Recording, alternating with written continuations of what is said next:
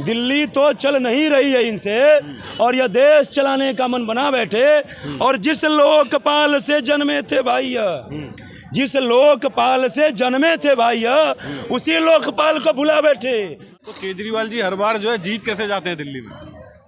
क्या भगत सिंह सपना नहीं देख सकते थे कि हम भी प्रधानमंत्री बने, हम भी कुछ मंत्रालय लें?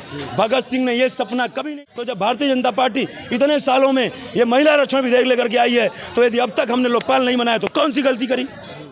नमस्कार, मैं हूं मिथिलेश सिंह और आज हम सर से जानेंगे कि अभी दिल्ली की राजनीति जो चल रही है, जैसा कि अभी रिसेंटली केजरीवाल जी ने कहा कि तुम जितने समन मुझे भेजोगे उतने स्कूल का उद्घाटन करूंगा। तो इस पे मैं सर से राय लेना चाहता हूं, या एक आम जनता क्या सोचती है, क्या सच में ईडी लोगों को परेशान करने के लिए, राज्यों के चीफ मिनिस्टर को परेशान करने के लिए इस तरीके के समन भेज रही है, या वो सही में लोग करप्ट हैं? देखिए, तो सबसे पहले आपको एक बात ये बता दूं कि दिल्ली तो चल नहीं रही है इनसे, दिल्ली तो चल नहीं रही है इनसे और यह देश चलाने का मन बना बैठे। दिल्ली तो चल नहीं रही है इनसे और यह देश चलाने का मन बना बैठे। और जिस लोकपाल से जन्मे थे भाई, जिस लोकपाल से जन्मे थे भाई, उसी लोकपाल को भुला बैठे। और भ्रष्टाचार खत्म करने को, भ्रष्टाचार खत्म करने को यह राजनीति में आए, पर सत्ता के लोलुपता में भ्रष्टाचारियों से हाथ मिला बैठे, पर सत्ता के लोलुपता में भ्रष्टाचारियों से हाथ मिला बैठे। देखिए, आप कहते हैं जब मनीष सिसोदिया की गिरफ्तारी हो रही थी तो ये लोग भगत सिंह जिंदाबाद, भगत सिंह जिंदाबाद का नारा लगा रहे थे। केजरीवाल जी ने खुद कहा कि हम लोग भगत सिंह के फॉलोअर हैं, हम क्रांतिकारी हैं, हम डरने वालों में से नहीं हैं। तो जब आप क्रांतिकारी हैं तो क्रांतिकारी को किस बात की डर भैया? और यदि आप ईमानदार हैं तो किस बात का आपको डर? सांच को आँच क्या?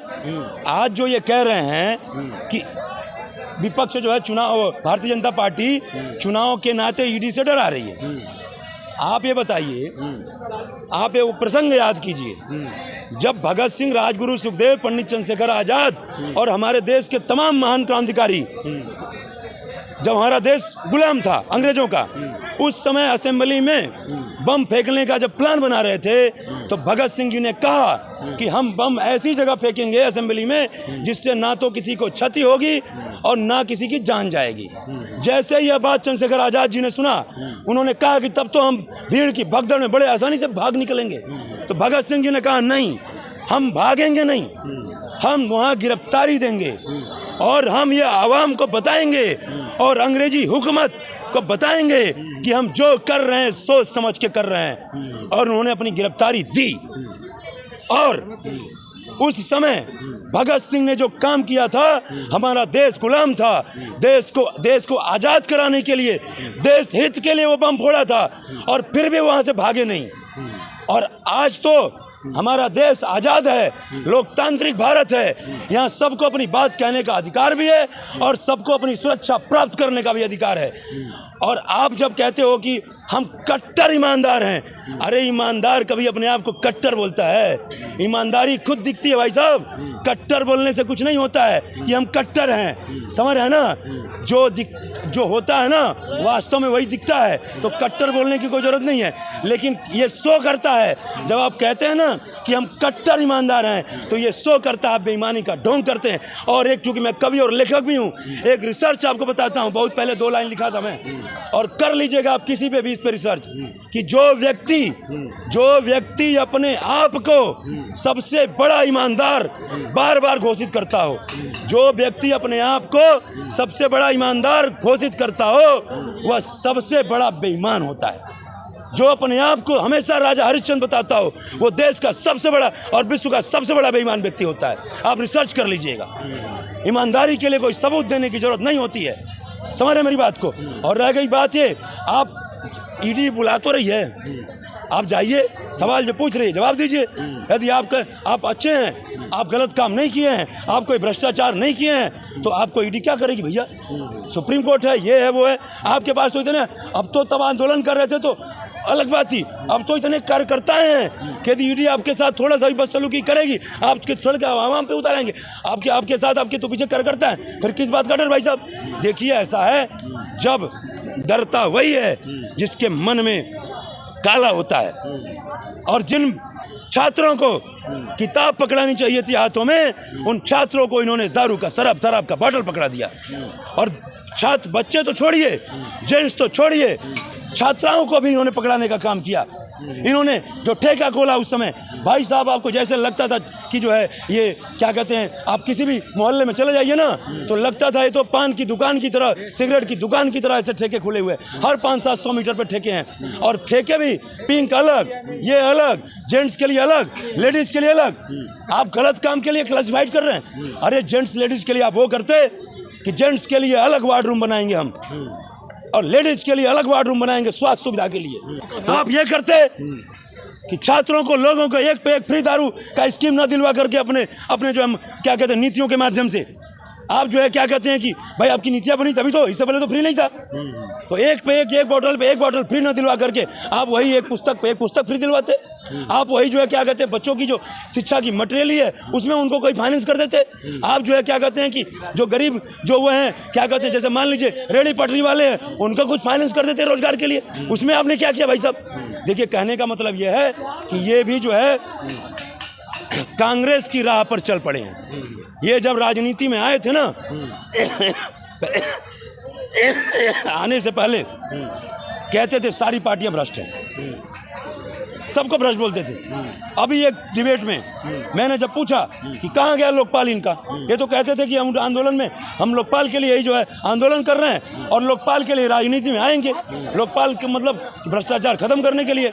और जैसे हम चुनाव जीतेंगे सबसे पहला काम लोकपाल कानून बनाएंगे। और आप बताइए दिल्ली में कितनी बार मुख्यमंत्री रह गए?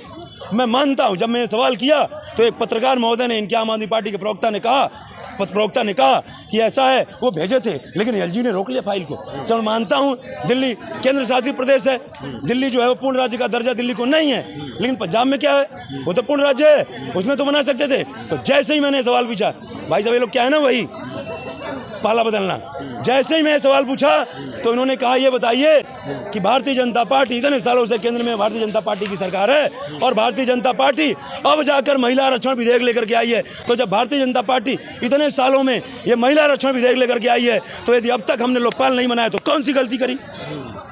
भाई साहब बड़ा धैर्य रखना पड़ता है लक्ष्य तो पहुंचने के लिए, आप नहीं खोना पड़ता है। फंस गए आम आदमी पार्टी के प्रवक्ता, वहीं फंस गए। ये प्रेमनाथ द्विवेदी हैं जो बोलते हैं तो माँ सरस्वती की कृपा से बोलते हैं और सकारात्मकता के साथ बोलते हैं, तब बस सही जवाब दे पाते हैं। तो जब उन्होंने कहा कि जो है भारतीय जनता पार्टी इतने सालों से केंद्र में उसकी सरकार है और अब जाकर के लेकर के आई तो अब तक हमने लोकपाल नहीं बनाया तो क्या गलती की? तो हमने कहा भैया उस भारतीय जनता पार्टी को आप भ्रष्ट बोलते थे और अभी भी भ्रष्टाचारी पार्टी बोलते हो आप। तो जब आप कह रहे हो कि भ्रष्टाचारी पार्टी ने नहीं किया उससे आप अपना कंपेयर कर रहे हो तो आप तो ऑलरेडी अपने आप को भ्रष्ट घोषित कर दिए।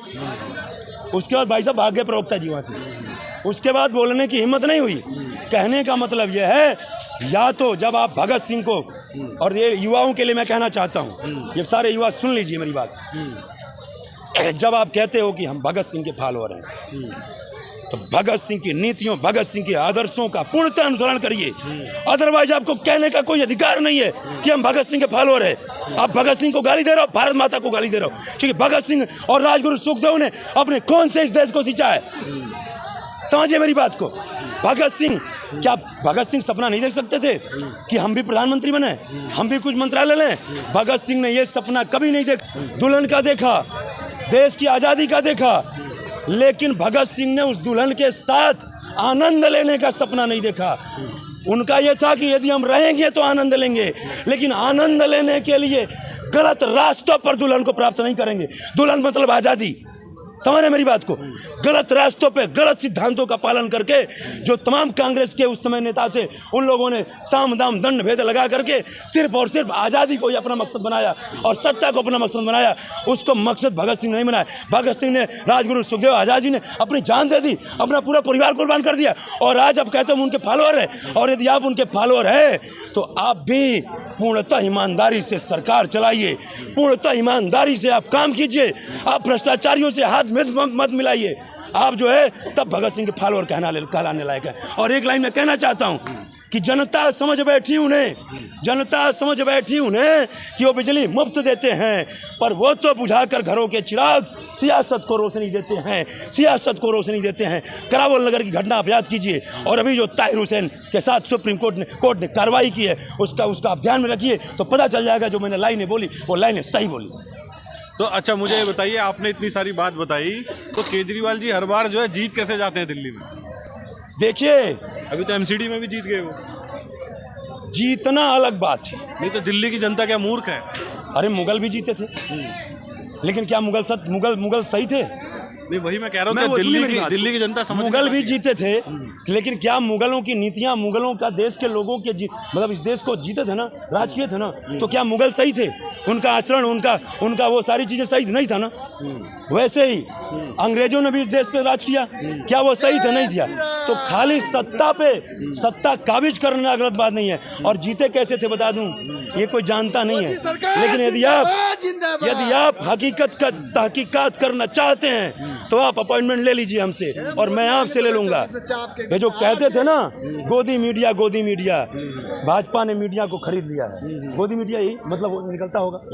अच्छा कहाँ से? एक मिनट बता रहा हूँ बड़ी, अब आप जब कह दिया हेल्दी डिबेट तो सब आपको बताऊंगा, और बहुत सारी चीजें आपके चैनल के माध्यम से मिलेगी। शायद किसी चैनल पे ये बातें ना मिली हो। इन्होंने क्या किया कांग्रेस के दलाल हैं कि लोगों को, पार्टियों को, और गोदी मीडिया चिल्लाते रह गए। गोदी मीडिया चिल्लाते रह गए, और 2020 विधानसभा के चुनाव में एक नेशनल मीडिया, मैं मीडिया नहीं नेशनल मीडिया बोल रहा हूँ, नेशनल चैनल बोल रहा हूँ मैं, एक नेशनल चैनल के एक शो को इन्होंने खरीद लिया, और उस शो में 2 पत्रकार थे, उनको उन्होंने खरीद लिया, और उनको प्लानिंग करके पत्रकारिता करवाई और माहौल बनवाया, तब जा करके चुनाव जीते। और यदि आप कहते हैं, किस बात पे आप कह रहे हैं, यदि लोकतांत्रिक तरीके से यदि इसका जो है इसका रिसर्च हो और इस पे जांच हो तो उसके लिए मैं तैयार हूं, और यदि मेरी बात गलत साबित हो गई तो सुप्रीम कोर्ट या प्रधानमंत्री या देश की जनता मुझे जो